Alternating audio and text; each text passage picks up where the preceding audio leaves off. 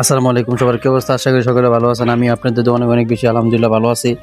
তো আজকে আমরা অনেকদিন পরে মাদ্রাসা থেকে বাড়ি থেকে মাদ্রাসায় আসলাম। আসার পরে চিন্তা করলাম যে আমাদের গোসলখানাটা একটু বেশি ময়লা হয়ে গেছে। অতদিন আমরা বাড়িতে ছিলাম, তো বৃষ্টির পানি আসছিল, বৃষ্টির পানি একসাথে জমে পর অনেক বেশি কাদা ময়লা হয়ে গেছে।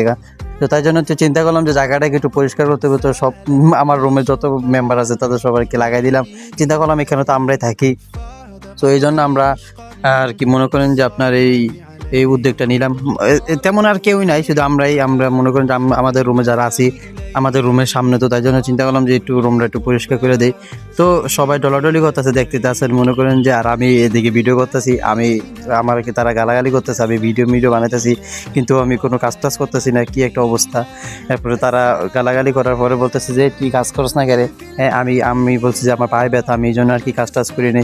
তো তারা বন্ধু বান্ধব যারা আছে সবাই চিন্তা করলাম যে আজকে একটু মানে জায়গাটা পরিষ্কার করে দিই।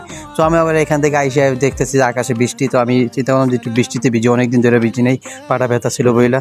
তাদের তা করে ওইখানে আইসে বসে তারা কাজ করতেছে। আমি যে দূরও কাজ করুক, আমার দ্বারা পালাইতেছে না, আমি একটু পায়ে ব্যথা, তো তাই জন্য আমি এই উসিলা দিয়ে এখান থেকে আইসে বসছি।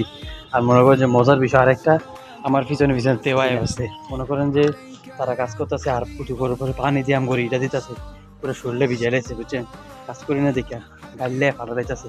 তো মনে করেন যে ভিডিও পর্যন্ত, এই ভিডিও মনে করেন যে মূলত একটু মজার জন্য বানাইলাম, অনেকদিন পরে আবার একটা ভিডিও বানাইলাম, মন চাইলো তো ভিডিও বানাইলাম আর কি। ভালো থাকবেন।